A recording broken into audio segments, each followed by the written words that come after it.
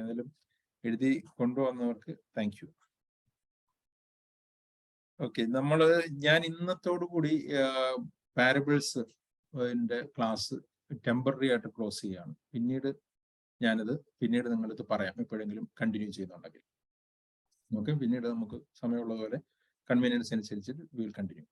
നമ്മൾ ഇതുവരെ എത്ര പാരബിൾസ് പഠിച്ചു, അതിൻ്റെ വളരെ ഷോർട്ടായിട്ട് അതിൻ്റെ മെസ്സേജ് എന്താണെന്ന് നിങ്ങൾക്ക് പറയാമോ? ആദ്യത്തെ പാരബിൾ ഏതായിരുന്നു? Salt and light. Salt and ലൈറ്റിൽ നിന്നുള്ള ഷോർട്ടായിട്ട് എന്തായിരുന്നു അതിന്റെ മെസ്സേജ്? യെസ്, നമ്മൾ ഈ ലോകത്തിൽ ഒരു ലൈറ്റ് പോലെ ജീസസ് ക്രൈസ്റ്റിനെ മാനിഫെസ്റ്റ് ചെയ്യണം. രണ്ടാമത്തെ പാരബിൾ ഏതായിരുന്നു? Sower and seed. Sower and സീഡിൽ നിന്ന് എന്തായിരുന്നു അതിന്റെ മെസ്സേജ്? പെട്ടെന്ന് പറയണം, എനിക്ക് സമയമില്ല, ക്ലാസ്സിലോട്ട് പോകണം.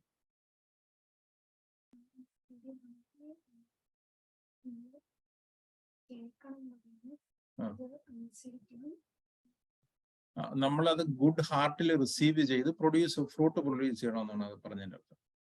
തേർഡ് പാരബിൾ ഏതായിരുന്നു അറിയാമോ? അറിയാമോ തേർഡ് പാരബിൾ ഏതായിരുന്നു?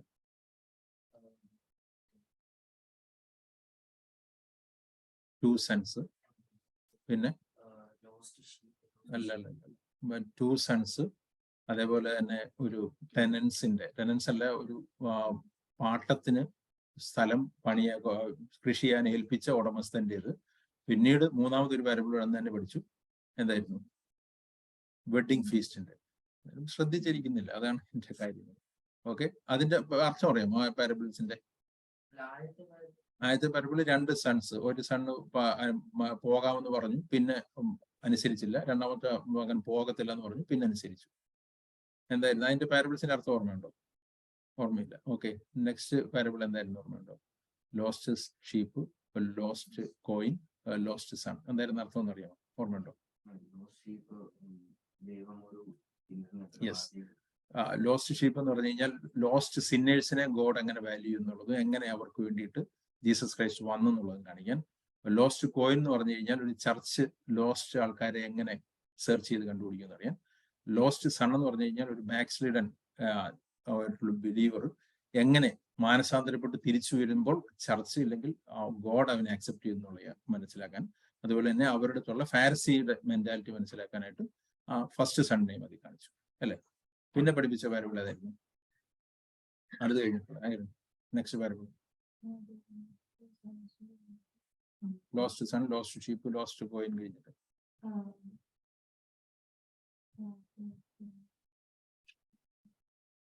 Workers in the vineyard. എന്തുവരുന്ന അതിന്റെ മെസ്സേജ്? ഗോഡ് ജസ്റ്റ് ആണ് എപ്പോഴും കാണിക്കുന്നത്. ഗോഡ് ചിലയിടത്ത് മാത്രം മേഴ്സി കാണിക്കുന്നു, അല്ലെ? ഗോഡ് എല്ലായിടത്തും മേഴ്സി കാണിക്കുന്നില്ല, ചിലയിടത്ത് മാത്രം മേഴ്സി കാണിക്കുന്നു. അത് കഴിഞ്ഞിട്ടുള്ള പാരബിൾ ഏതായിരുന്നു? ഓർമ്മയുണ്ടോ? വെഡിങ് ഫീസ്റ്റ് ഒക്കെ കഴിഞ്ഞു. അത് കഴിഞ്ഞിട്ടുള്ള parable Pharisee and the tax collector. അതിലെന്തായിരുന്നു ഇത് കൂടെ കാണിക്കുന്നത്? ഓക്കെ, മെയിൻ പല കാര്യങ്ങളുണ്ട്. അതിലെ മെയിൻ മെസ്സേജ് എന്ന് പറഞ്ഞു കഴിഞ്ഞാൽ ആദ്യത്തെ ഈ വൈൻയാർഡിലെ വർക്കേഴ്സിന്റെ പാരബിളിൽ ജീസസ് ക്രൈസ്റ്റ് പറഞ്ഞത് ഗോഡ് എല്ലായിടത്തും മേഴ്സി കാണിക്കുന്നില്ല, ചിലയിടത്ത് മാത്രമേ മേഴ്സി കാണിക്കുന്നുള്ളൂ.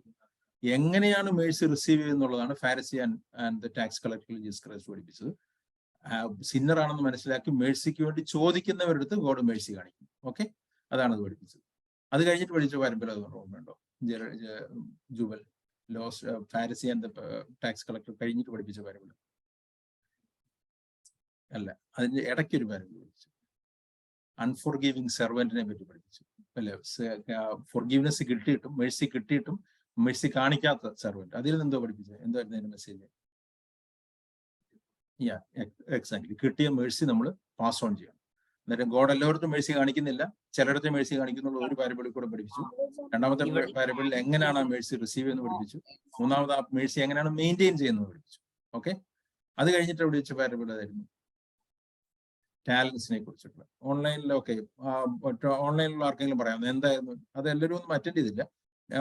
അറ്റൻഡ് ചെയ്തവർക്ക് പറയാം എന്തായിരുന്നു ടാലൻസും മൈനാസും തമ്മിലുള്ള പാരബിളിൽ നമ്മൾ വ്യത്യാസവും എന്തായിരുന്നു? ഇതിൽ കൂടി പറയാൻ ട്രൈ ചെയ്തത് കൂടെ പറയാം. ഓൺലൈനിലുള്ള ആർക്കെങ്കിലും പറയാം പെട്ടെന്ന്. ജോയൽ, 2 പാരബിൾ ഒരുമിച്ച് പഠിച്ചായിരുന്നു, ടാലൻസിന്റെ മൈനാസിന്റെ. മൈനാസ് അല്ലെങ്കിൽ അറിയാമോ? മൈനസിന്റെ പാരബിളില് എല്ലാവർക്കും ഈക്വൽ ആയിട്ടാണ് കൊടുത്തേക്കുന്നത്. അത് നമുക്ക് ദൈവം ടൈം തന്നിരിക്കുന്നതിന്റെ കാര്യത്തിലാണ്. ഈക്വലി തന്നിട്ടുണ്ട്, നമ്മൾ അതിനെ എങ്ങനെ യൂട്ടിലൈസ് ചെയ്യുന്നു. അതിനകത്ത് ഓരോരുത്തരും ഈക്വൽ ആയിട്ടല്ല അവര് വീണ്ടും ഇൻക്രീസ് ചെയ്തത്.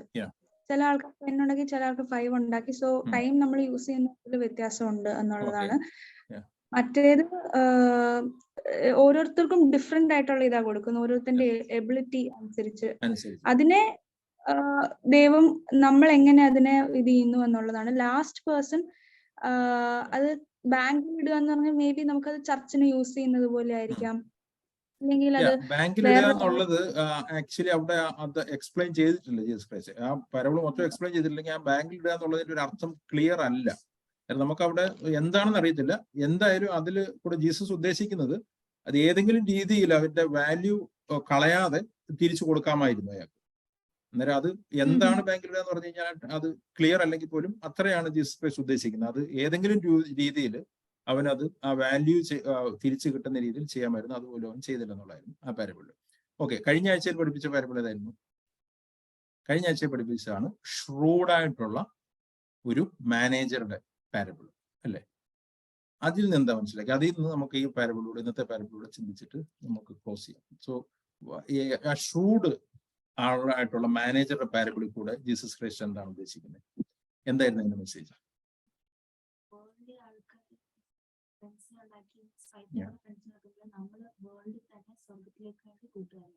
വേൾഡിലെ ഷ്രൂഡായിട്ടുള്ള ആൾക്കാർ അല്ലെങ്കിൽ ബുദ്ധിയുള്ള ആൾക്കാർ, അതിലയാൾ ഷ്രൂഡുമായിരുന്നു, ബുദ്ധിമാനുമായിരുന്നു. അയാൾ എന്ത് ചെയ്തു? അയാൾക്ക് കിട്ടിയ കുറച്ച് സമയം കൊണ്ട്, അയാൾക്ക് ഉണ്ടായിരുന്ന പൈസയും കൊണ്ട്, ആ പൈസ കൊണ്ട് അയാൾ ഫ്രണ്ട്സിനെ ഉണ്ടാക്കി അല്ലേ? അയാൾ ആ കള്ളത്തരത്തിൽ കൂടാണ് അയാൾ ചെയ്തെങ്കിലും ആ പൈസ കൊണ്ട് അയാൾ ഫ്രണ്ട്സിനെ ഉണ്ടാക്കി. ആ ഫ്രണ്ട്സിനെ ഉണ്ടാക്കുന്നത് കൂടി അയാൾ എന്തോ ഉദ്ദേശിച്ചത്? കാരണം അയാൾക്ക് മനസ്സിലായി ആ പൈസ പെട്ടെന്ന് തീർന്നു പോകും. പക്ഷെ അത് ഫ്രണ്ട്സിൽ ഇൻവെസ്റ്റ് ചെയ്ത് കഴിഞ്ഞാൽ ആ ഫ്രണ്ട്സ് നല്ല ഫ്രണ്ട്സ് ആണെങ്കിൽ കുറച്ച് നാൾ കഴിയുമ്പോൾ ഇയാളുടെ പൈസ ഇയാളുടെ തീരുമ്പോൾ ഈ ഫ്രണ്ട്സ് ഇയാളെ അവരുടെ വീട്ടിലോട്ട് റിസീവ് ചെയ്യും. കാരണം അതൊരു ഭയങ്കര ബുദ്ധിപൂർവമായിട്ടുള്ളൊരു തീരുമാനമായിരുന്നു അല്ലെ? ഞാൻ അന്നേരം പറഞ്ഞിരുന്നു, നമ്മളുടെ ശരിക്കും നമുക്ക് നമ്മളുടെ റിയൽ അസറ്റ് അല്ലെങ്കിൽ നമ്മുടെ ഇൻവെസ്റ്റ്മെന്റ് എന്നുള്ളത് പറയുന്നത് നമ്മളുടെ റിയൽ ഫ്രണ്ട്സ് ആണ് അല്ലെ? നമുക്ക് എത്ര റിയൽ ഫ്രണ്ട്സ് ഉണ്ടെന്നുള്ളതാണ് നമ്മളുടെ ലൈഫിൽ ഏറ്റവും കൂടുതലായിട്ടുള്ള നമ്മളുടെ അസറ്റ് അല്ല. നമുക്ക് എത്ര പൈസ ഉണ്ടെന്നുള്ളതല്ല. പൈസ വേണമെങ്കിൽ എപ്പം വേണേലും തീർന്നു. പക്ഷെ ഫ്രണ്ട്സ്, റിയൽ ഫ്രണ്ട്സ് ആണെങ്കിൽ റിയൽ ഫണ്ട് അവസാനം വരെ നമ്മൾ കൊടുക്കാം. അന്നേരം ആ ഷ്രൂഡായിട്ടുള്ള മാനേജർ എന്ത് ചെയ്തു? അയാളുടെ പൈസ കൊണ്ട് അയാൾ പേഴ്സൺസിൽ ഇൻവെസ്റ്റ് ചെയ്തു. കാരണം എന്താണ്? അയാൾ ഫ്യൂച്ചറിനെ പറ്റി കാഴ്ചപ്പാടുണ്ടായിരുന്നു, ഷ്രൂഡുമായിരുന്നു, ബുദ്ധിമാനുമായിരുന്നു. അന്നേരം അയാളെ ആരാണ് അപ്രിഷിയേറ്റ് ചെയ്യുന്നത്? ആരാണ്? ഗോഡാണോ ആ ഷ്രൂഡ്നെസ്സിനെ അപ്രീഷിയേറ്റ് ചെയ്യുന്നത്? അല്ല, ആ കഥയിലെ ഓണർ ആ ഷ്രൂഡ്നെസ്സിനെ അപ്രീഷിയേറ്റ് ചെയ്യണം. അയാൾ കള്ളത്തരമാണ് കാണിച്ചെങ്കിൽ പോലും അയാളുടെ ബുദ്ധി അപ്രീഷിയേറ്റ് ചെയ്യണം. ജീസസ് ക്രൈസ്റ്റ് അവിടെ എന്താണ് പറയുന്നത്? ജീസസ് ക്രൈസ്റ്റ് അയാളുടെ ഷ്രൂഡ്നെസ്സിനെ അപ്രീഷിയേറ്റ് ചെയ്യുന്നില്ല. പക്ഷെ അതിൽ നിന്നും, വേൾഡ്ലി ആൾക്കാരിൽ നിന്നും നമുക്കൊരു പാഠം പഠിക്കാനുണ്ടെന്ന് പറഞ്ഞു. എന്തായാലും നമുക്ക് പഠിക്കാനുള്ള പാഠം? ബുദ്ധിപൂർവമായിട്ട് നമ്മളും കൂട്ടുകാരെ ഉണ്ടാക്കും. എങ്ങനെ? നമ്മളുടെ കുറച്ച് സമയം കൊണ്ട് നമ്മൾ കൂടുതൽ കൂട്ടുകാരെ ഉണ്ടാക്കാം. അങ്ങനെയാണോ പറഞ്ഞത്? അതാണോ എൻ്റെ അർത്ഥം? കറക്റ്റ് അർത്ഥം ആണോ?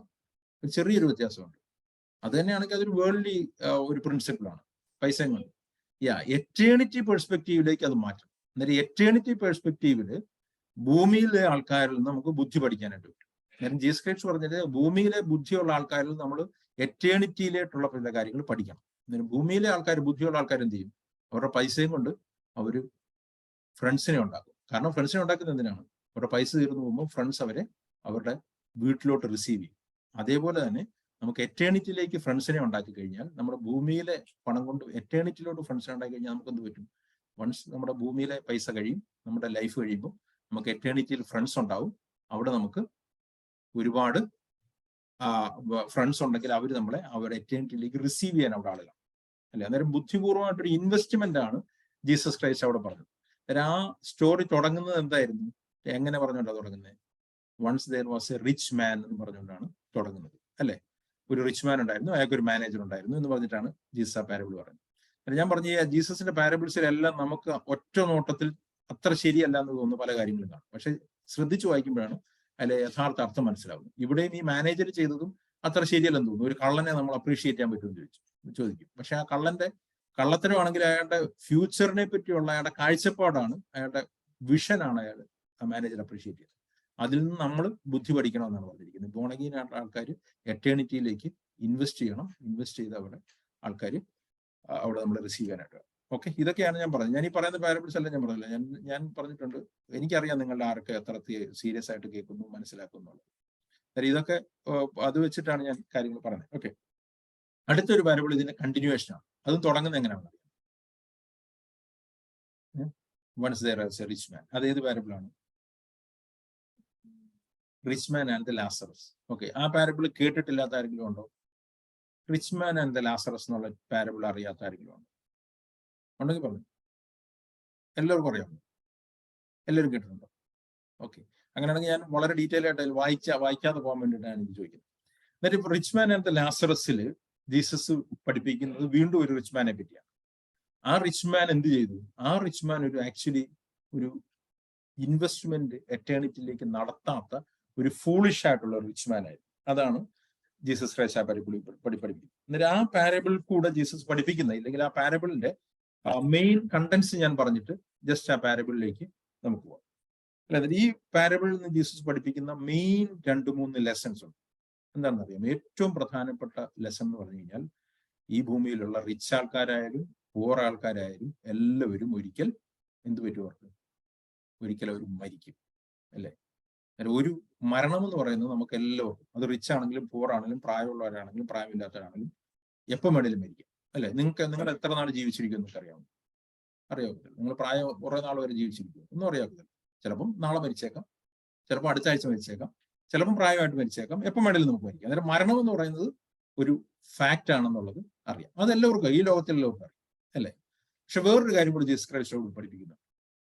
മരണം കഴിഞ്ഞിട്ട് ലൈഫ് കണ്ടിന്യൂ ചെയ്യും. കണ്ടിന്യൂ ഇല്ലേ?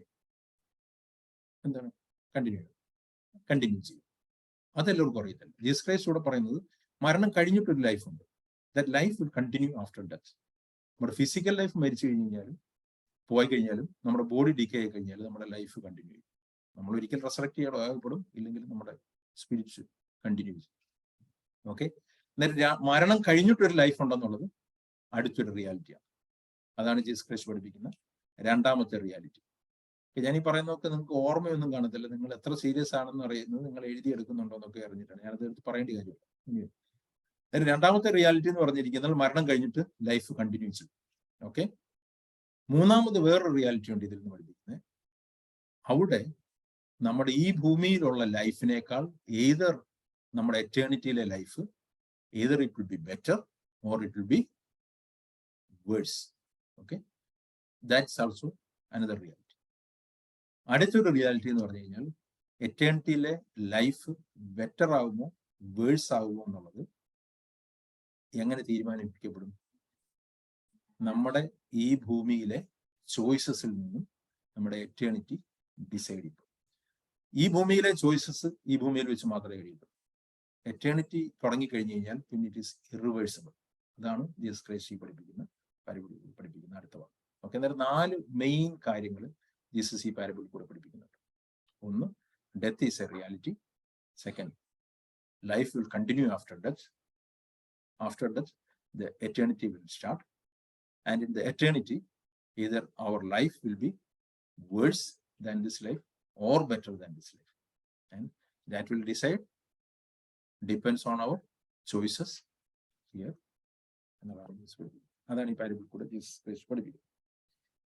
ഓക്കെ, അന്നേരം ഇവിടെ ജീസസ് ഒരു 2 ആൾക്കാരെ പറ്റി പഠിപ്പിക്കുകയാണ്. 2 ആൾക്കാരുണ്ടാവും, ഒരു റിച്ച് മാനും വേറൊരു പൂവർ മാൻ. ഓക്കെ, 2 ആൾക്കാരും 2 പേരുടെയും ലൈഫ് കഥ വായിച്ചു കഴിഞ്ഞ് കഴിഞ്ഞാൽ ഇത് 2ആയിട്ട് നമുക്ക് ഡിവൈഡ് ചെയ്യാം. ആദ്യം അവരുടെ ഭൂമിയിലെ ലൈഫ് പറയുന്നു, പിന്നെ അവരുടെ എറ്റേണിറ്റി ലൈഫ് പറയും. ഒരു വ്യത്യാസമുണ്ട്. എറ്റേണിറ്റി ആയി കഴിയുമ്പോഴത്തെ എറ്റേണിറ്റിയിലെ ലൈഫ് തുടങ്ങുമ്പോഴേക്കും ഭൂമിയിലെ ലൈഫിൽ നേരെ ഓപ്പോസിറ്റ് ആയിട്ട് റിവേഴ്സ് ആവുകയാണ് കാര്യം. ഭൂമിയിലെ ലൈഫിൽ ഒരാൾ ഭയങ്കര ഹൈറ്റിലായിരുന്നു, രണ്ടാമത്തെ ആൾ അയാളുടെ കാൽക്കീഴിലായിരുന്നു. എറ്റേണിറ്റി തുടങ്ങും കഴിയുമ്പോഴത്തേന് എങ്ങനെ ആവുന്നു? റിവേഴ്സ് ആവുകയാണ്. ഒരാൾ മുകളിലും മറ്റേ ആൾ താഴെയും പോവാം, അല്ലെ? ജീസസ് ക്രൈസ്റ്റ് വേറെ പല പാരബിൾ കൂടി ഇത് പറഞ്ഞിട്ടുണ്ട്. എന്താണ് പറഞ്ഞിരിക്കുന്നത് അറിയാം? മുമ്പന്മാര് പിൻപന്മാരാവും പറഞ്ഞിട്ടുണ്ട്. അതേപോലെ തന്നെ തന്നെത്താൻ ഉയർത്തുന്നവൻ താഴ്ത്തപ്പെടും, തന്നെത്താൻ താഴ്ത്തപ്പെടുന്നവൻ ഉയർത്തപ്പെടുന്നു, അല്ലെ? ഓർ ഹമ്പിൾ ചെയ്യുന്ന ആൾക്കാരെ ദൈവം ഉയർത്തും എന്ന് പറയുന്നുണ്ട്. നെഗളിയായിട്ടില്ലെങ്കിൽ തന്നെത്താൻ ഉയർത്തുന്ന ആൾക്കാരെ താഴ്ത്തു പറയുന്നുണ്ട്. അതേ കാര്യമാണ് ഇവിടെയും കണ്ടിരിക്കുന്നത്. അന്നേരം എറ്റേണിറ്റി തുടങ്ങിയപ്പോഴത്തേക്കും ഇത് കാര്യങ്ങൾ രണ്ട് റിവേഴ്സ് ആകും. ഓക്കെ, അതായത് നമുക്ക് ഇനി ഇത് പാരബിളിലേക്ക് വരാം. വേഴ്സ് 19 ഇങ്ങനെയാണ് പറഞ്ഞിരിക്കുന്നത്. ഞാൻ വേറൊരു സിമ്പിൾ വേർഷനായിട്ട് ഉപയോഗിക്കുന്നത്. There was once a rich man who wore expensive clothes and every day ate best food, but a poor beggar named Lazarus was brought to his gate to the rich man's house. Okay, he was happy just to eat the scraps that fell from the rich man's table. His body was covered with sores and dogs kept coming up to lick them. നേരം ഒരു rich മാൻ, ഭൂമിയിലുള്ള rich മാൻ, അയാൾക്ക് എന്തൊക്കെ ഉണ്ടായിരുന്ന പറഞ്ഞിരിക്കുന്നത്? അയാൾക്ക് നല്ല ഫുഡുണ്ട്, നല്ല ക്ലോത്ത്സ് ഉണ്ട്, നല്ല ഒരു വീടുണ്ട്, അല്ലെ? 3 കാര്യങ്ങളുണ്ട്. ആ വീടിന്റെ ഗേറ്റിലാണ് ഈ ലാസറസ് വന്ന് കിടക്കുന്നത്. അന്നേരം 3 കാര്യങ്ങൾ ഇയാൾക്കുണ്ട്. എന്തൊക്കെയുണ്ട്? നല്ലൊരു വീടുണ്ട്, നല്ല ഫുഡുണ്ട്, നല്ല ഡ്രസ്സുണ്ട്. ഇങ്ങനെയുള്ള ആൾക്കാരെ നമ്മൾ എന്ത് പറയും? റിച്ച് ആണെന്ന് മാത്രമേ പറയുന്നുള്ളൂ. ബ്ലെസ്സഡ് ആൾക്കാരാന്ന് പറയും, ഇല്ലേ? നമ്മൾ പറയും അതോ നമ്മളൊരു റിച്ച് ആള്, നല്ല ഡ്രസ്സൊക്കെ കിട്ടും, നല്ല എക്സ്പെൻസീവ് ആയിട്ട്. നിങ്ങളുടെ ഒക്കെ മനസ്സിൽ കുറെ ഹീറോസ് ഒക്കെ ഇല്ലേ? ഭയങ്കര പൈസക്കാര് ഇല്ലേ? ഭയങ്കര അവർക്ക് ഒരുപാട് പൈസയുണ്ട്, നല്ല കാറുണ്ട്, നല്ല വീടുണ്ട്, നല്ല ഡ്രസ്സുണ്ട്, നല്ല ഫുഡുണ്ട്, എല്ലാം നല്ലതാണ്. അങ്ങനെയുള്ള ആൾക്കാർ എന്ത് പറയും? ആൾക്കാരെന്ന് പറയും, വേൾഡ് എന്ത് പറയും? എത്ര നല്ല ആൾക്കാരെന്ന് പറയും, അല്ലെ?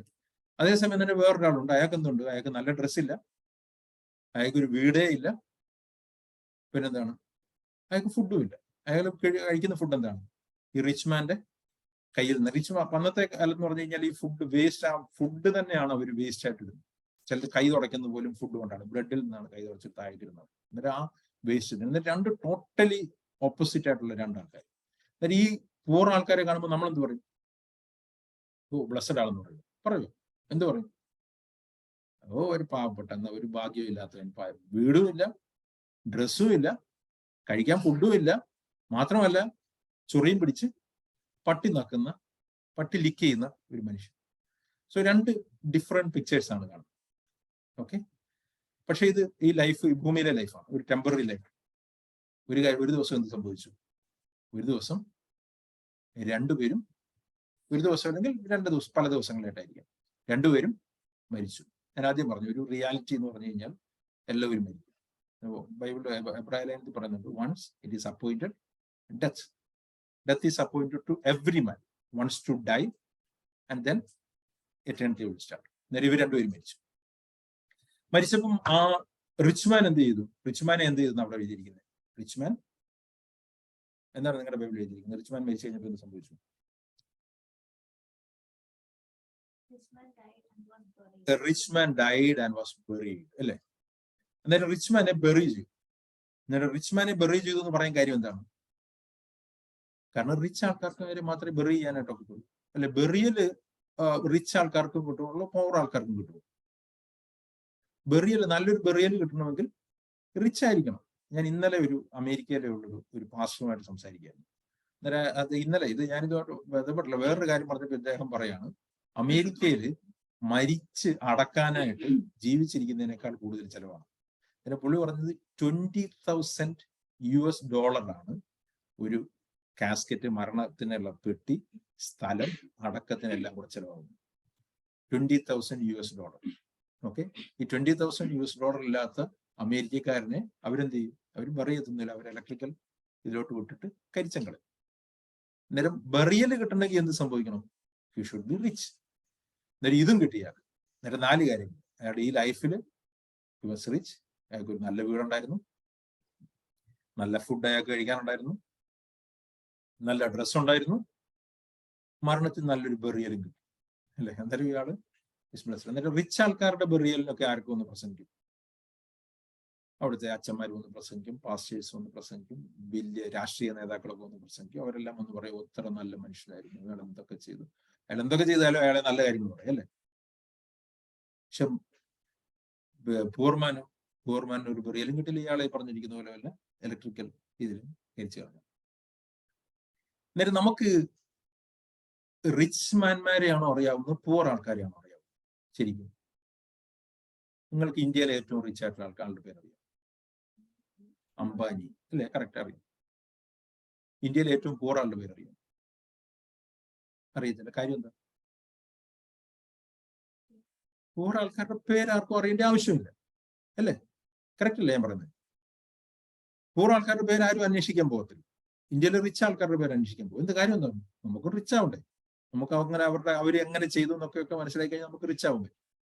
അതിൽ തെറ്റൊന്നും ഉണ്ടെന്ന് പറയാൻ തോന്നുന്നില്ല. കാരണം നമ്മൾ ജീസസ് നേരത്തെ ഒരു പാരബിളിൽ എങ്ങനെ ഇൻവെസ്റ്റ് ചെയ്യുമെന്നൊക്കെ പഠിച്ച ആളെ, ബുദ്ധിയുള്ള ആളെന്ന് പറയുന്നത്. അതിൽ വലിയ തെറ്റുണ്ടെന്നല്ല ഞാൻ പറയുന്നത്. പക്ഷെ നമുക്ക് അറിയാവുന്നത് റിച്ച് ആൾക്കാരെയാണ്, പൂർ ആൾക്കാരെ നമ്മൾ അറിയത്തില്ല. ആൾക്കാരുടെ പേര് പോലും. പക്ഷെ ഈ റിച്ച് ആളുടെ പേരെന്തായിരുന്നു ഇയാളുടെ ഈ കഥയിലെ? പറഞ്ഞിട്ടില്ല. നിങ്ങൾ വായിച്ചിട്ടില്ല? റിച്ച് ആളുടെ പേര് പറഞ്ഞിട്ടില്ല. അതെന്താ റിച്ച് ആളുടെ പേര് പറഞ്ഞ്? റിച്ച് ആളുടെ പേരല്ലേ പറയേണ്ടത്? എന്താ അവിടെ റിച്ച് ആളുടെ പേര് പറയാതെ പൂർ ആളുടെ പേര് പറയുന്നത്? ഇനി എഗെയിൻ വേറൊരു കാര്യം കൂടെ. ഇതൊരു പാരബിൾ ആണോ റിയൽ സ്റ്റോറിയാണോ? റിയൽ സ്റ്റോറിയാണോ പാരബിൾ ആണോ? അയോണ് പറയുന്നു പാരബിൾ ആണ്.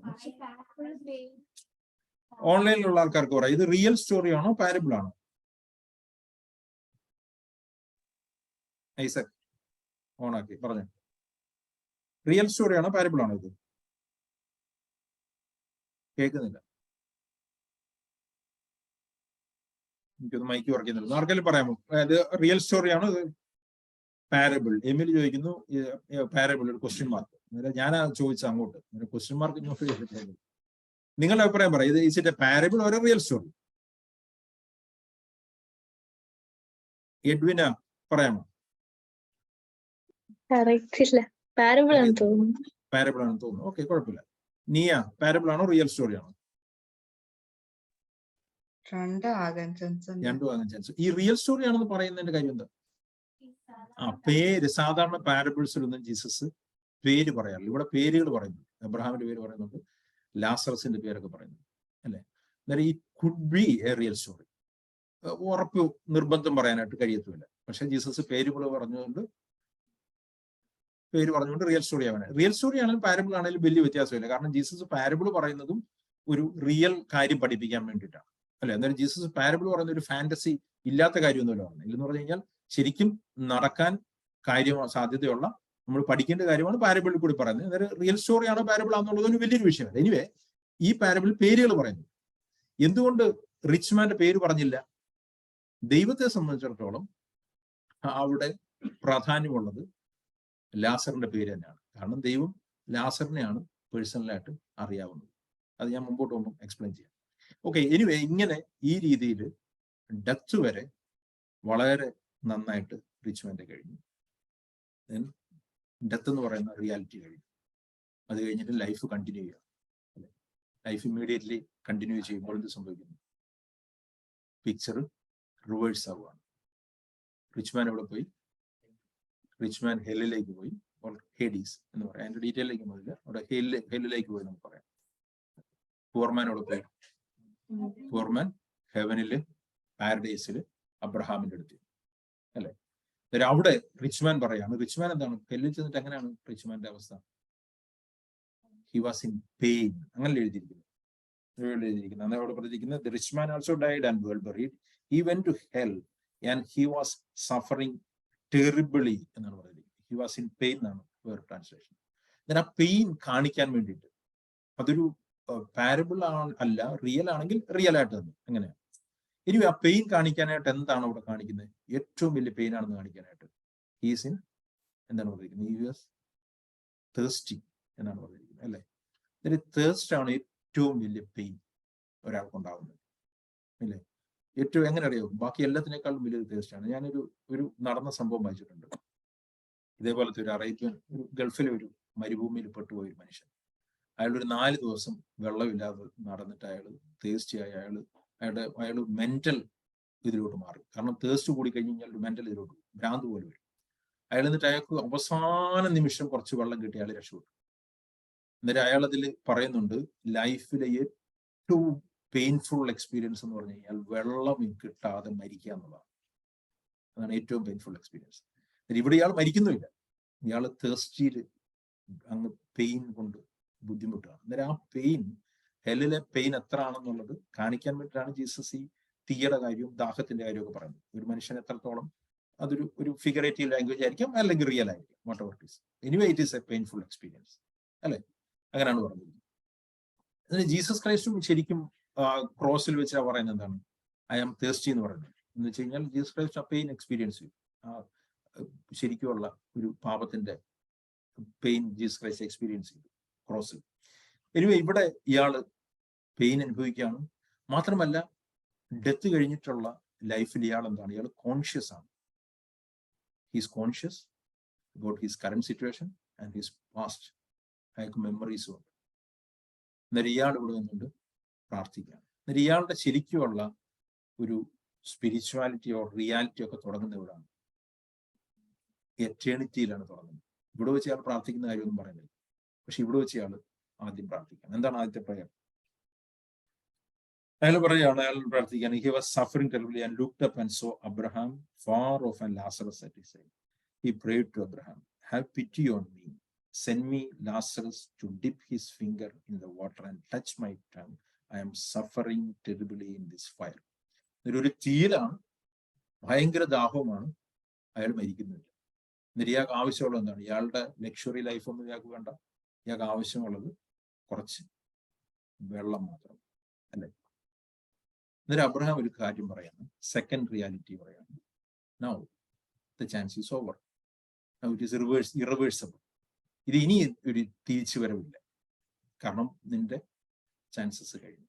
So your choices are, you already you made your choices and you are suffering the consequence. അതാണ് അബ്രഹാം പറയുന്നത്. അബ്രഹാം പറയാണ്, അബ്രഹാം ആൻസേർഡ് മൈ ഫ്രണ്ട്, അല്ലെങ്കിൽ ശരിക്കും ട്രാൻസ്ലേഷൻ മൈ സൺ ആണ്, കാരണം ഹീസ് എ ജൂ.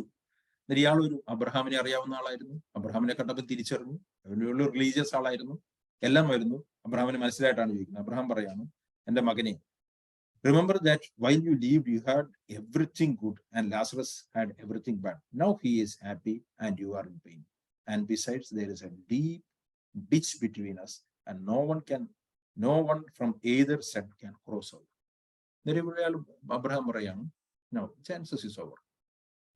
മാത്രമല്ല ഇനി ഇത് റിവേഴ്സ് ചെയ്യാനായിട്ട് ഒക്കത്തില്ല, നിങ്ങൾക്ക് അങ്ങോട്ട് ഇങ്ങോട്ടും വരാൻ ഒക്കത്തില്ല, ഇവിടെ നിന്ന് അങ്ങോട്ടും പോകും.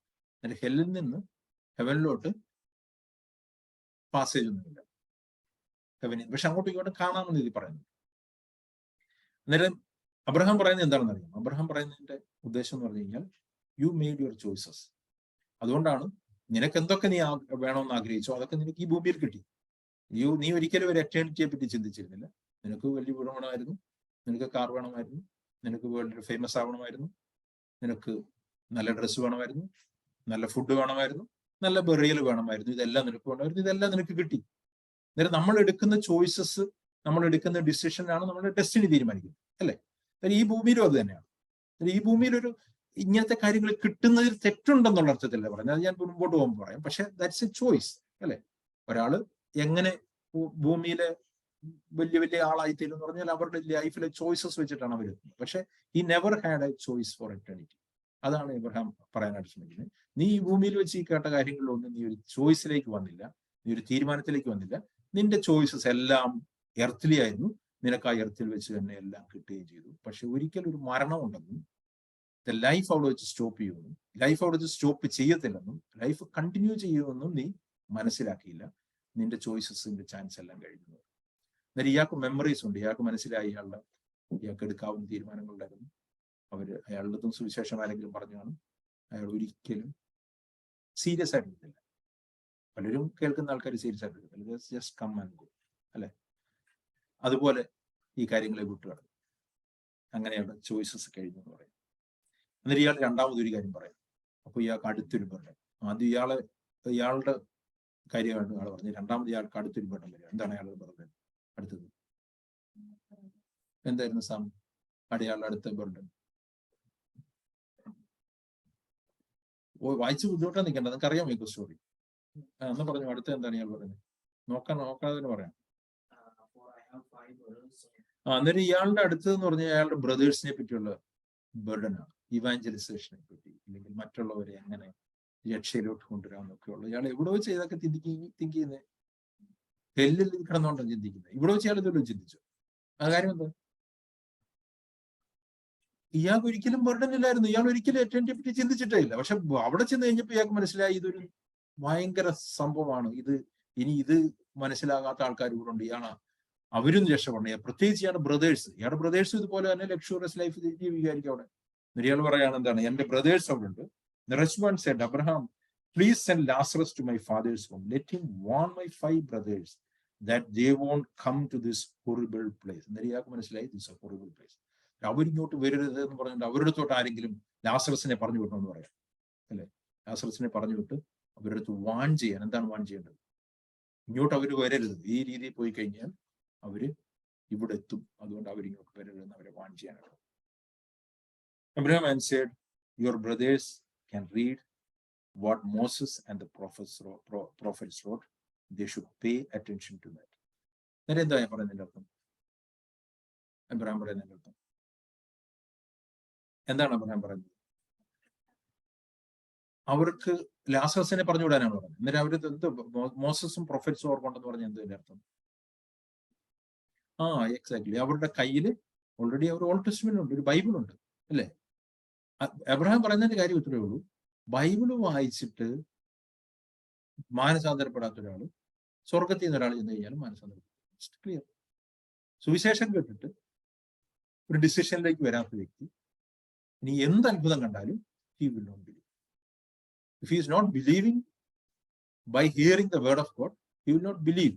Even a resurrected man go there and preach the gospel. അതാണ് പറയുന്നത്. എന്നിട്ട് നമ്മൾ പറയും ഓക്കെ, ഞങ്ങൾക്ക് ഇപ്പൊ ബൈബിൾ വായിച്ചിട്ടൊന്നും ഡിസൈഡ് ചെയ്യാൻ കഴിയില്ല. കുറച്ചുകൂടെ കഴിഞ്ഞിട്ട് ആരെങ്കിലും എന്തെങ്കിലും വലിയൊരു മിറാക്കിളോ എല്ലാം സംഭവിച്ചിട്ട് മാനസാന്തരപ്പെടാന്ന് വിചാരിച്ചു കഴിഞ്ഞാൽ നടക്കത്തില്ല. ഞാൻ നേരത്തെ പറഞ്ഞിട്ടുണ്ട്, എറ്റേണൽ ലൈഫ് റിസീവ് ചെയ്യുക എന്ന് പറഞ്ഞു കഴിഞ്ഞാൽ ഇറ്റ് ഈസ് വെരി ക്ലിയർ. അത് it is by believing in Jesus Christ, repenting and believing in Jesus Christ. അല്ലാതെ അതൊരു കോംപ്ലിക്കേറ്റഡ് കാര്യമൊന്നുമല്ല. ഒരു പ്രത്യേക അനുഭവമോ പ്രത്യേകിച്ചുള്ള എക്സ്പീരിയൻസോ ഒരു പ്രത്യേക എൻകൗണ്ടറോ അങ്ങനത്തെ കാര്യങ്ങളൊന്നും ബൈബിൾ പഠിപ്പിക്കുന്നില്ല. വളരെ ക്ലിയർ ആണ്. അതേ കാര്യമാണ് പറഞ്ഞിരിക്കുന്നത്. ബൈബിൾ വായിച്ച് ബൈബിളിലെ കാര്യങ്ങൾ മനസ്സിലായിട്ട് ഒരാൾക്ക് ജീസസ് ക്രൈസ്റ്റിനെ റിസീവ് ചെയ്യാം, ബിലീവ് ചെയ്യാം. അങ്ങനെ ഒരാൾ ബിലീവ് ചെയ്യുന്നില്ലെങ്കിൽ അയാൾ എന്ത് സംഭവിച്ചാലും ബിലീവ് ചെയ്യാം. അന്നേരം അയാളുടെ ചാൻസസ് കഴിഞ്ഞു എന്നുള്ളതാണ് പറയുന്നത്. There is no chance for him. Or അന്നേരം ബ്രദേഴ്സിന്റെ അടുത്തും ഒരു റെസറക്റ്റഡ് ആള് പോയി അത് പറയേണ്ട കാര്യമില്ലെന്ന് പറയാം. അന്നേരം അടുത്തത് അയാൾ പറയാണ്, റിച്ച് മാൻ അന്നേരം പറയാണ്, no it is not enough. If only someone from the dead would go to them, they would listen and turn to God. അന്നേരം പറയാണ്, ആരാണ്? മരിച്ചല്ലോ, അങ്ങനെയല്ല, മരിച്ച ആളിൽ നിന്ന് ഒരാള് റെസറക്റ്റഡ് ആയിട്ട് ചെന്ന് അവരുടെ അടുത്ത് ഗോസ്പൽ പറഞ്ഞാൽ അവര് മാനസാന്തരപ്പെടുന്നു. അന്നേരം അബ്രഹാം എന്താ പറയുന്നത്? അബ്രഹാം പറയാണ്, if they won't pay attention to Moses and the prophets, they don't even believe someone who comes back from the dead. Abraham വളരെ ക്ലിയർ ആയിട്ട് പറയാണ്, ഞാൻ നേരത്തെ പറഞ്ഞ പോലെ തന്നെ അവര് മോസസിനെയും പ്രൊഫറ്റ്സിനെയും വിശ്വസിച്ചില്ലെങ്കിൽ, ബൈബിൾ പഠിപ്പിക്കുന്ന വിശ്വസിച്ചില്ലെങ്കിൽ, ഇല്ലെങ്കിൽ ബൈബിളിൽ നിന്ന് പറഞ്ഞു കൊടുക്കുന്ന കാര്യങ്ങൾ ബിലീവ് ചെയ്തില്ലെങ്കിൽ, ഒരു ഡിസിഷനിലേക്ക് അവർ വരുന്നില്ലെങ്കിൽ, ആര് പറഞ്ഞു കഴിഞ്ഞാലും അവർ വിശ്വസിക്കത്തില്ലെന്ന് പറയും. ഇറ്റ്സ് ക്ലിയർ അല്ലെ? ഇതോടുകൂടി ഈ സ്റ്റോറി അവിടെ സ്റ്റോപ്പ് ചെയ്യുകയാണ് Jesus Christ. Now the question, എന്തുകൊണ്ടാണ് ഇയാൾ ഹെല്ലിൽ പോയത്? Rich man. അതിൽ ബൈബിൾ പറയുന്നതിലെ റീസൺ നിങ്ങളുടെ ചിന്തയിൽ നിങ്ങൾ ചിന്തിച്ച് പറയണ്ട. Why this person went to hell?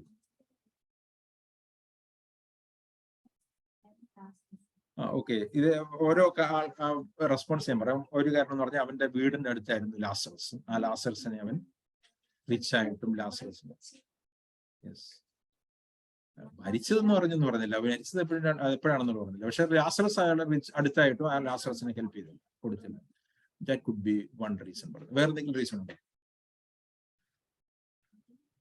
രണ്ട് കാരണമുണ്ട്. എന്തുകൊണ്ട് ലാസറസ് ഹെവനിൽ പോയെന്നുള്ളതും എന്തുകൊണ്ട് റിച്ച് മാൻ ഹെല്ലിൽ പോയെന്നുള്ളതുമാണ്. അതാണ് ഇതിന്റെ കണ്ടന്റ്. റിച്ച് മാൻ ഹെല്ലിൽ പോയതിന്റെ ഒരു കാര്യം എന്ന് പറഞ്ഞാൽ ലാസറസിനെ ശരിയായ രീതിയിൽ നോക്കിയില്ല എന്നുള്ളതാണ് ഒരു കാരണം. വേറെ എന്തെങ്കിലും കാരണം ഉണ്ടോ?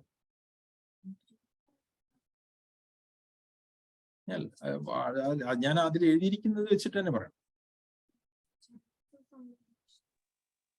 എന്ത് ഓക്കെ, ആർക്കെങ്കിലും പറയാം, ഓൺലൈനിൽ ആർക്കെങ്കിലും പറയാം, വേറെ എന്തെങ്കിലും റീസൺസ് ഉണ്ടോ?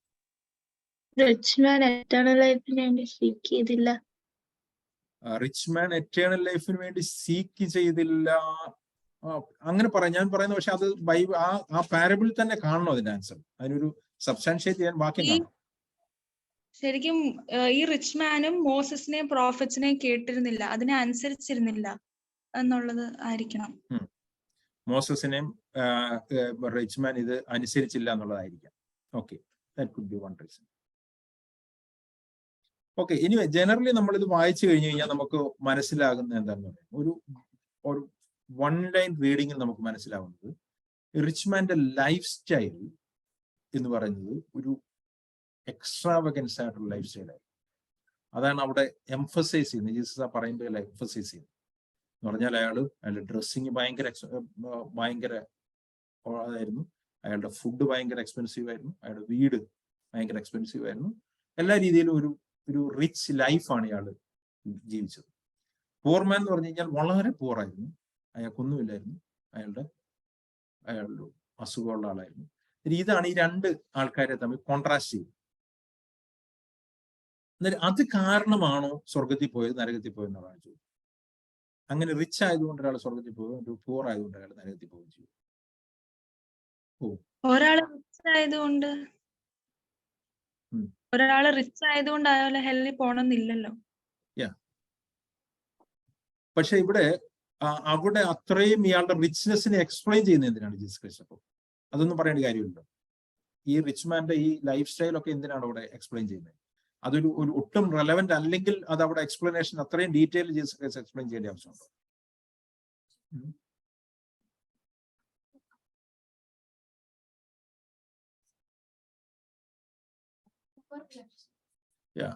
അതിന്റെ കാര്യം എന്ന് പറഞ്ഞു കഴിഞ്ഞാൽ ഒരാളുടെ ലൈഫ് സ്റ്റൈല് അയാളുടെ ഫെയ്ത്തിനെ എക്സ്പ്രസ് ചെയ്യും. അതുകൊണ്ട് തന്നെയാണ് അത്രയും കാര്യങ്ങൾ അയാളെ പറ്റി പറയുന്നത്. അല്ലാതെ അത് കാരണമല്ല അയാൾ ഹെല്ലി പോയത്. അയാൾ ഹെല്ലി പോയത് എന്താണെന്നുള്ളത് അവസാനം പറയുന്നുണ്ട്. അതിലൊരു വാക്യം അവിടെ എന്റെ ബൈബിളിലുണ്ട്, നിങ്ങളുടെ എല്ലാ ട്രാൻസ്ലേഷനും അതുണ്ടോ എന്ന് അറിയുന്നില്ല. ആ റിച്ച് മാൻ പറയുന്നുണ്ട് അതിന്റെ 26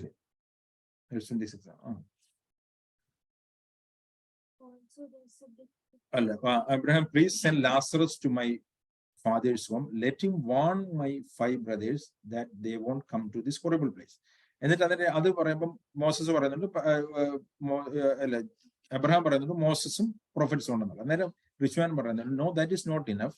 If only someone from the dead would go to them and they would listen and repent എന്നുള്ളൊരു വാക്ക് അവിടെ എഴുതിയിട്ടുണ്ട്.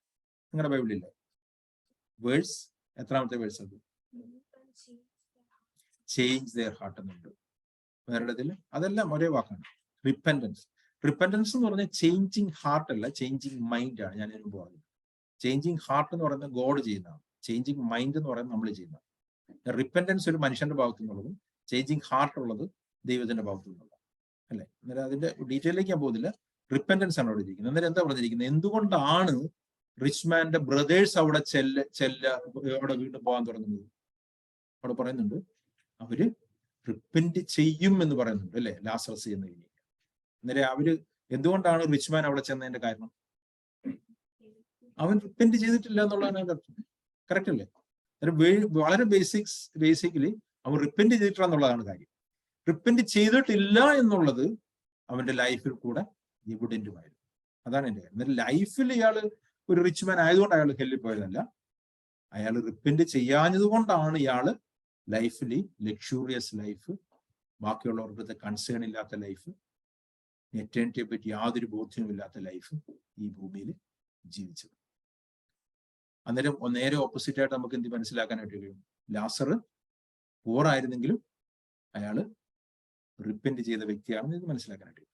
രണ്ടാമത് റിപ്പന്റൻസിന്റെ കാര്യം മാത്രമല്ല പറയുന്നത്. മോസസ് മറുപടി പറയുമ്പോൾ ഈ റിച്ച്മാൻ ആണ് പറയുന്നത് എന്റെ ബ്രദേഴ്സ് റിപ്പന്റ് ചെയ്യുമായിരിക്കും എന്ന് പറയുന്നത്. എന്നിട്ട് മോസസ് പറയുന്ന വേറൊരു കാര്യമുണ്ട് അതിന്റെ അവസാനം, ഏറ്റവും ലാസ്റ്റ് അവിടെ പറയുകയാണ് അബ്രഹാം പറയുന്നൊരു കാര്യമുണ്ട്. Abraham said if they won't pay attention to Moses and the prophets they won't believe even to someone who comes back from the dead. എന്നിട്ട് രണ്ടാമതൊരു ബിലീവ് ചെയ്യുന്നതിന്റെ കാര്യം പറയുന്നു. എന്നിട്ട് റിപ്പന്റ് ചെയ്ത് ഗോസ്പലിൽ ബിലീവ് ചെയ്യുക എന്നുള്ളതാണ് എന്താണ് എറ്റേണിറ്റി ഡിസൈഡ് ചെയ്യുന്ന കാര്യം. അത് നമ്മുടെ ലൈഫിൽ മാനിഫെസ്റ്റ് ചെയ്യുകയും ചെയ്യും. നമ്മളൊരു റിച്ച് മാൻ ആണെങ്കിൽ നമ്മൾ ആ റിച്ച്നെസ് എന്ത് ചെയ്യും, നമ്മൾ ഷെയർ ചെയ്യും. നമ്മൾ നേരത്തെ പറഞ്ഞ പോലെ നമ്മളത് ആ റിച്ച്നെസ് കൊണ്ട് ചിലപ്പോൾ എറ്റേണിറ്റിയിലേക്ക് അത് ഇൻവെസ്റ്റ് ചെയ്യും ആദ്യത്തെ ആളുടെ വീട്ട്. ഇല്ലെങ്കിൽ റിപ്പന്റ് ചെയ്യാത്ത ഒരാളാണെങ്കിൽ എന്ത് ചെയ്യും, റിച്ച്നെസ് കൊണ്ട് അയാളെ ഇഷ്ടമുള്ള പോലെ ജീവിക്കും, അല്ലേ? എന്നിട്ട് ഇവിടെ എന്തുകൊണ്ടാണ് ഒരാൾ ഹെല്ലിൽ പോയത്? അതിന്റെ അടിസ്ഥാന കാരണം എവിടെയും മാറുന്നില്ല. One person repented and believe and the other person never repented and believe. രണ്ടുപേർക്കും എന്തുണ്ടായിരുന്നു? രണ്ടുപേർക്കും ചാൻസസ് ഉണ്ടായിരുന്നു. എന്തായാലും ചാൻസസ്? രണ്ടുപേർക്കും ഗോസ്പൽ പ്രീച്ച് ചെയ്തു. രണ്ടുപേരും ഇതുപോലെ ആരെങ്കിലും ബൈബിൾ സ്റ്റഡി എടുത്തിട്ടുണ്ടായിരിക്കും, അല്ലേ? പല കാര്യങ്ങൾ പറഞ്ഞിട്ടുണ്ടായിരിക്കും. രണ്ടുപേരും നിങ്ങൾ ഈ വന്നിരിക്കുന്ന എല്ലാവരും ഒരേപോലെ ആയിരിക്കും, അല്ലേ? ഓൺലൈനിലുള്ളവരായിരിക്കും, നേരിട്ടുള്ളവരായിരിക്കും. പക്ഷെ എനിക്കറിയാം, നിങ്ങൾക്കും അറിയാം, ചിലപ്പോൾ എൻ്റെ അസസ്മെന്റ് തെറ്റായിരിക്കും, നിങ്ങൾക്കും അറിയാം somebody is not paying attention. ഇവിടെ പറഞ്ഞിരിക്കുന്നത് ദേ ഡോണ്ട് പേ അറ്റൻഷൻ. ഒരു ബൈബിൾ സ്റ്റഡി പണിയൊന്നുമില്ലാത്ത അങ്കിള് സമയത്തിൽ പറയുന്നു, വരിക വേണമെങ്കിൽ വരിക. ഞാൻ പറഞ്ഞല്ലോ പലരും സീരിയസ് അല്ല. ഞാൻ പറഞ്ഞിട്ടുണ്ട് പലരും അറ്റൻഡ് ചെയ്യാൻ ഇല്ലെങ്കിൽ പോലും പറയുന്ന പോലുമില്ല. ചിലർ വളരെ ലൈറ്റായിട്ട് കാര്യങ്ങൾ കാണും, ചിലർ പറഞ്ഞ കാര്യങ്ങൾ റിമെമ്പർ ചെയ്യുന്നില്ല. ഇതൊക്കെ ചിലപ്പോൾ, ഞാൻ അങ്ങനെയാണെന്നല്ല പറഞ്ഞത്, ചിലപ്പോൾ ഒരു ലൂസായിട്ട് സുവിശേഷത്തോടുള്ള റെസ്പോൺസ് ആയിരിക്കും കാണുന്നത്. പക്ഷെ എന്ത് സംഭവിക്കുന്ന അറിയാം, ഒരു റിയാലിറ്റി ഉണ്ട്. Death is a reality. അതെപ്പോൾ വേണമെങ്കിലും സംഭവിക്കും. നമുക്കൊരു ചോയ്സ് എടുക്കാനായിട്ട് സമയം വരുന്നതിന് മുമ്പ് ഡെത്ത് നമ്മളെ എൻകൗണ്ടർ ചെയ്യാം. Eternity will open. Then there is no return back. ഒരു തീരുമാനങ്ങൾ പിന്നെ എടുക്കാൻ ഒക്കത്തില്ല, കാര്യങ്ങൾ പിന്നെ റിവേഴ്സ് ചെയ്യാനായിട്ട് ഒക്കത്തില്ല. ആൻഡ് ദാറ്റ് വിൽ ഒരു എറ്റേണലായിട്ടുള്ള ഒരു വഴിയാണ് ഇതിന്. അവിടെ നിന്ന് പിന്നെ ഒരു തിരിച്ചു വരവില്ല. അവിടെ നിന്ന് ഇനി ഒരു ചാൻസസ് ഇല്ല. ആ ചാൻസസ് എല്ലാം ഇവിടെ വെച്ച് മാത്രമേ. അതാണ് ഞാൻ ആദ്യമേ പറഞ്ഞത്. ഈ പാരബിളിൽ കൂടെ ജീസസ് പഠിപ്പിക്കാൻ ട്രൈ ചെയ്യുന്ന 4 കാര്യങ്ങളുണ്ട്. 4 കാര്യങ്ങൾ എന്തൊക്കെയായിരുന്ന 4 കാര്യങ്ങൾ പറയാം. ഞാൻ ആദ്യം പറഞ്ഞു, death is a reality. Life continues after death. And in that life we will be conscious. We will have memory. നമ്മൾ കഴിഞ്ഞ കാര്യങ്ങളെ പറ്റി നമുക്ക് ഓർമ്മ കാണും. നമ്മൾ എടുത്ത ചോയ്സിനെ പറ്റി ഓർമ്മ കാണും. നമ്മൾ എടുക്കാത്ത തീരുമാനങ്ങളെ പറ്റി മെമ്മറി കാണും. Life will continue. തേർഡ് എന്താണ് ഞാൻ പറഞ്ഞത്? എന്താണ് ഞാൻ തേർഡ് പറഞ്ഞത്? ഓൺലൈനിലുള്ളവർക്ക് പറയാം ആർക്കെങ്കിലും? മൂന്നാമത്തെ കാര്യം എന്താണ്? എറ്റേണിറ്റി സ്റ്റാർട്ട് ചെയ്യുമെന്ന് ഞാൻ പറഞ്ഞു. ആ എറ്റേണിറ്റിയില് the life will be either better or worse than this life. റിച്ച്മാനെ സംബന്ധിച്ചിടത്തോളം അയാളുടെ ലൈഫ് വേഴ്സ് ആയി എറ്റേണിറ്റിയിൽ. ആ വേഴ്സ് പിന്നെ തിരിച്ചു വരാൻ കഴിയാത്ത പോലെ അത് കണ്ടിന്യൂ. ലാസറിനെ സംബന്ധിച്ചിടത്തോളം ലൈഫ് ബെറ്റർ ആയി, അതും അങ്ങനെ തന്നെ കണ്ടിന്യൂ. നാലാമത്തെ എന്താ പറഞ്ഞത്?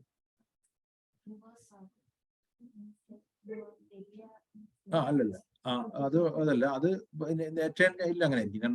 നാലാമത് ഇതെല്ലാം ഡിസൈഡ് ചെയ്യപ്പെടുന്നത് എവിടെയാണ്? മരിച്ചു കഴിഞ്ഞിട്ടല്ല ഡിസൈഡ് ചെയ്യപ്പെടുന്നത്. ഇവിടെ വെച്ചിട്ടാണ് ഡിസൈഡ് ചെയ്യപ്പെടുന്നത്, അല്ലെ? മരിച്ചു കഴിഞ്ഞിട്ട് പിന്നെ പ്രാർത്ഥിച്ചിട്ട് കാര്യമില്ല. പിന്നെ നമുക്ക് പ്രാർത്ഥിക്കാനൊക്കെ പറ്റും, അല്ലേ? ഈ ബൈബിളിൽ സെയിൻസിന്റെ അടുത്ത് പ്രാർത്ഥിച്ചിട്ടുള്ള ഏക സ്ഥലം എവിടാന്നറിയാം? ഇവിടാണ്, അല്ലെ? അബ്രഹാമിന്റെ അടുത്ത് പ്രാർത്ഥിക്കുന്നുണ്ട് ഇയാൾ. ഈ പ്രേ ടു അബ്രഹാം എന്ന് പറഞ്ഞു. പക്ഷെ പ്രയോജനമില്ല, അല്ലെ? എന്നാലും മരിച്ചു കഴിഞ്ഞിട്ട് പ്രാർത്ഥിച്ചിട്ട് കാര്യമില്ല, കരഞ്ഞിട്ട് കാര്യമില്ല, തീരുമാനങ്ങൾ എടുക്കാൻ കഴിയത്തില്ല. That will once and for all ആയിട്ടുള്ളൊരു പോക്കാണ്. അന്നേരം ഞാൻ ക്ലോസിംഗ് ബൈ ദിസ് പാരബിൾ, നമുക്ക് ഓൾമോസ്റ്റ് മിക്ക പാരബിൾസും നമ്മൾ പഠിച്ചു. വേറൊരു റിച്ച്മാന്റെ കഥ ജീസസ് ക്രൈസ്റ്റ് പറയുന്നത് ഇതുപോലെ തന്നെ, അതിലേക്ക് ഞാൻ പോകുന്നില്ല. സോ ഇതിൽ നിന്ന് എന്താ നമുക്ക് മനസ്സിലാവുന്നത്? സോ ഈ പറഞ്ഞ കാര്യങ്ങളെല്ലാം, ഇത്രയും ദിവസങ്ങൾ നിങ്ങളുടെ അടുത്ത് ബൈബിൾ സ്റ്റഡിയിലൂടെ ഒക്കെ പറഞ്ഞ കാര്യങ്ങളെല്ലാം ദാറ്റ് ഈതർ നിങ്ങളെ ഒരു ചോയ്സിന് മുമ്പിൽ കൊണ്ടുപോയിരിക്കുകയാണ്. ഞാൻ ഒരു മീറ്റിങ്ങിൽ ഞാൻ പറഞ്ഞത്, ഞാൻ ആദ്യം പറഞ്ഞു, ഞാൻ ഒരിക്കലും ഓൾട്ടർ കാൾ വിളിക്കാറില്ല. ആരൊക്കെ കർത്താവിനെ സ്വീകരിക്കുന്നു കൈപൊക്കാൻ പറയാറില്ല. കാരണം എന്ന് പറഞ്ഞാൽ അതെല്ലാം ഒരു തരത്തിലുള്ള ഫോഴ്സിങ് ആവും. ബൈബിളിൽ അങ്ങനെ അപ്പോസ്തലന്മാർ യേശുക്രിസ്തു അങ്ങനെ ചെയ്തായിട്ട് കാണില്ല. അവർ ചോയ്സ് വിട്ടുകൊടുക്കുകയാണ് ഓരോർക്ക്. അതുകൊണ്ടാണ് ഇരിക്കുന്നത് കേൾക്കാൻ ചെവിയുള്ള കേൾക്കട്ടെ എന്നുള്ളത്. ഇതൊരു പേഴ്സണൽ ഡിസിഷനാണ്. But that personal decision will decide the eternity, either better or worse. അത് അവരവർ തീരുമാനിക്കേണ്ടതാണ്. അവരവർക്ക് മാത്രമേ തീരുമാനിക്കാൻ കഴിയൂ. അത് അവരവർക്ക് തീരുമാനിക്കാൻ കഴിയും. അതുകൊണ്ടാണ് ഞാൻ പറഞ്ഞിരിക്കുന്നത് ഒരു കോംപ്ലിക്കേറ്റഡ് കാര്യമൊന്നുമല്ല. നമുക്ക് എന്തെങ്കിലും ഒരു പെർട്ടിക്കുലർ എക്സ്പീരിയൻസ് ഉണ്ടാവേണ്ട കാര്യമില്ല. നമുക്കൊരു എന്താ പറഞ്ഞിരിക്കുന്നത് ഒരു എൻകൗണ്ടർ ഒന്നും ഉണ്ടാവേണ്ട കാര്യമില്ല. നമുക്ക് പേഴ്സണലായിട്ട് ഡിസൈഡ് ചെയ്യാം, either I need to repent and believe in Jesus Christ or no. അതിന്റെ അതോടുകൂടി അത് ജീസസ് ക്രൈസ്റ്റ് പറഞ്ഞു either repent or എന്താണ് പറയുന്നത് പെരിഷ്. ഈ രണ്ട് ചോയ്സിന് മുമ്പിൽ ജീസസ് നമ്മൾ അന്നേരം എല്ലാ പാരബിൾസും പല പല പ്രിൻസിപ്പിൾസ് ആണ് പഠിപ്പിച്ചത്. പല പല കാര്യങ്ങളാണ് നമ്മൾ പഠിച്ചത്. ഞാൻ പറഞ്ഞു നമ്മൾ ഈ പറഞ്ഞ പോലെ പാരബിൾസിലെല്ലാം ചിലത് എറ്റേണൽ ലൈഫിൽ ചെന്ന് കഴിഞ്ഞിട്ടുള്ള ചില കാര്യങ്ങളെ പറ്റിയാണ് പറയുന്നത്. ഇല്ലെങ്കിൽ ചിലത് കിങ്ഡം ഓഫ് ഗോഡിൽ ഇവിടെ നമുക്ക് എക്സ്പീരിയൻസ് ചെയ്യുന്ന കാര്യങ്ങളെ പറ്റിയാണ് പറയുന്നത്. ഈ പറഞ്ഞ പാരബിളിൽ ജീസസ് നേരിട്ട് വളരെ പ്ലെയിൻ ആൻഡ് ക്ലിയർ ആയിട്ട് അതൊരു റിയൽ സംഭവമാണെങ്കിലും പാരബിൾ ആണെങ്കിലും ഒരു ഏറ്റവും പ്രധാനപ്പെട്ട റിയാലിറ്റി ആയിട്ട് പറ്റിയാണ് പറയുന്നത്. അത് നമുക്ക് സീരിയസ് ആയിട്ട് തിങ്ക് ചെയ്യാം. എന്തെങ്കിലും ഈ പാരബിളിൽ നിന്നോ ഞാൻ ഇതുവരെ പറഞ്ഞ പാരബിൾസിൽ നിന്ന് എന്തെങ്കിലും ഡൗട്ട് ഉണ്ടോ, ക്ലാരിറ്റിയോ എന്തെങ്കിലും വേണമെങ്കിൽ പറയാം. ഞാൻ നമ്മുടെ പാരബിൾസിനെ പറ്റിയുള്ള സെഷൻ അല്ലെങ്കിൽ ആ ബൈബിൾ സ്റ്റഡി സീരീസ് ഞാൻ ഇന്ന് ടെമ്പററി ക്ലോസ് ചെയ്യാം. അതുകൊണ്ടാണ് ചോദിക്കുന്നത്. എന്തെങ്കിലും സംശയങ്ങൾ മുമ്പ് പറഞ്ഞ ഇത്രയും പാരബിൾസ് ഓൾമോസ്റ്റ് ഒരു 14 പാരബിൾസ് നമ്മൾ കവർ ചെയ്യും അല്ലെ. I try to explain in very detail. നിങ്ങൾക്ക് മനസ്സിലാകുന്ന രീതിയിൽ പറയാനായിട്ട് ശ്രമിച്ചു. നിങ്ങൾ എത്രത്തോളം അത് സീരിയസ് ആയിട്ട് മനസ്സിലാക്കിയിട്ടുണ്ടെന്നുള്ളതൊക്കെ വേറൊരു കാര്യം. പക്ഷെ I try to explain it very clearly.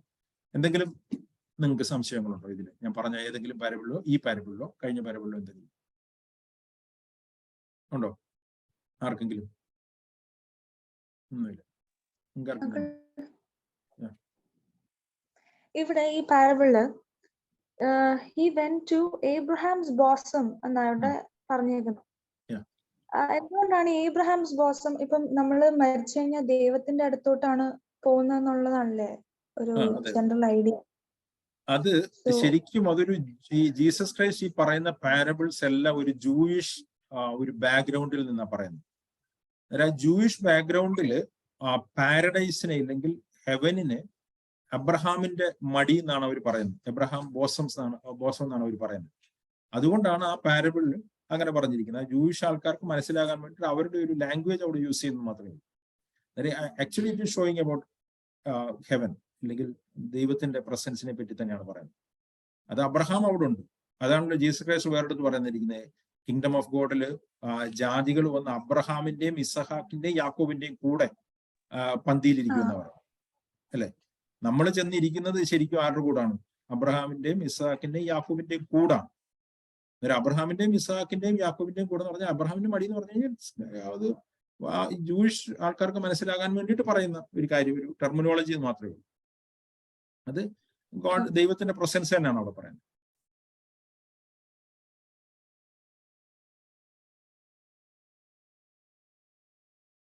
Okay, വേറെ എന്തെങ്കിലും സംശയമുണ്ടോ?